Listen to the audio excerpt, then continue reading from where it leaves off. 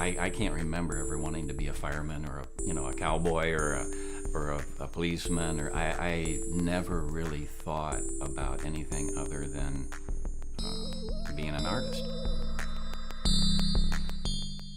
As far as my training and my focused interests, I graduated in the middle of the year at the end of February, beginning of March of '72. And I began working in the studios of Chicago when there were big art studios where they would hire a whole group of illustrators, a group of photographers and production people and so on and so forth.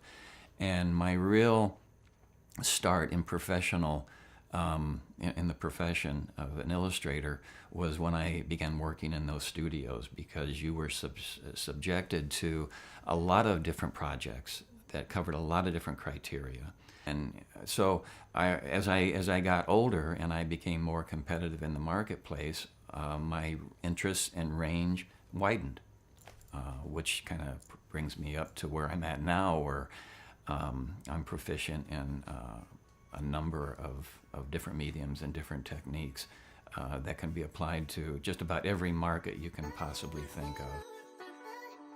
When you're working through the process, this looks like this, and this looks like this, and this looks like this. Does it all look like the same voice, there?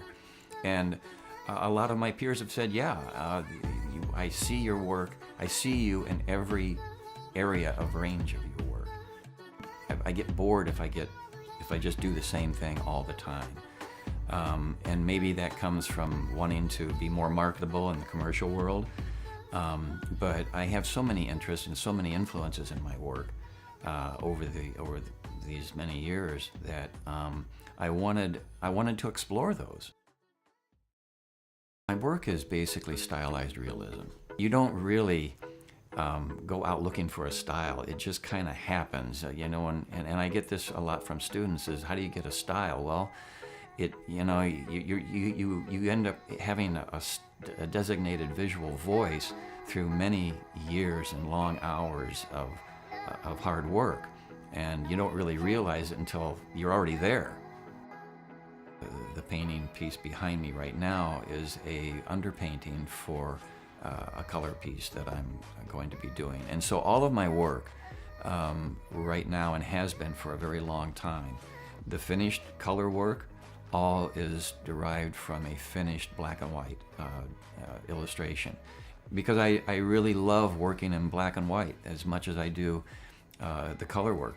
I have a whole body of work that is done specifically in black and white in different mediums, because I enjoy doing that just as much as any of the other aspects of the painting work.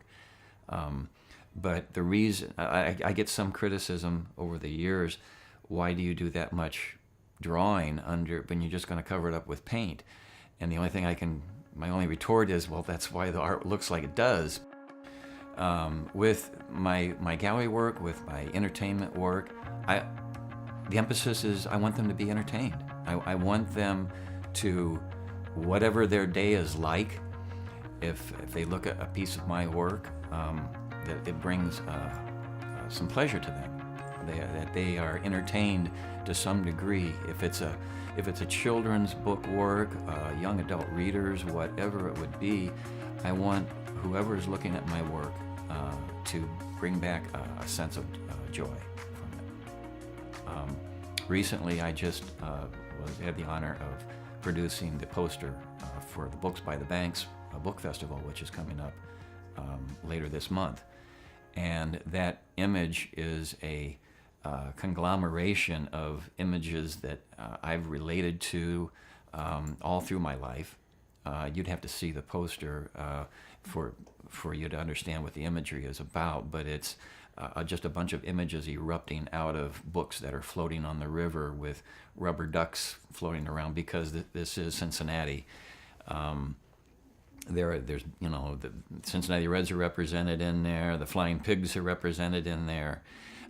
So it's kind of a culmination of things that really inspired me. And when I was given that project, I instantly went back and worked up a composition, revisiting a lot of the things that I have worked on, but never in concept, but never did in finished, or at least was never published. And so that poster is an echo of everything that's been rushing through my mind for 40 some years, you know. So yeah, I want people to come away with a sense of pleasure after they look at my work. If you don't take risks with your work, you won't grow. You won't grow, your work won't grow, and you won't grow as a person because you're not challenging yourself. I just have always wanted to keep ranging out and try different things. And I mean, you know, crazy stuff like doing a wet-on-wet technique and taking the artboard out to the driveway and driving my car over it, turning the wheels so I could chew up the surface, and then bringing it back in and throwing more medium on it, because you get some organic response to that medium and that surface that you just can't possibly paint. And then see where it goes. You know, sometimes it works and sometimes it doesn't. And I think that in whole, the success of my work comes from going with the emotional side rather than a pre-described dictate. I like the emotional side of things.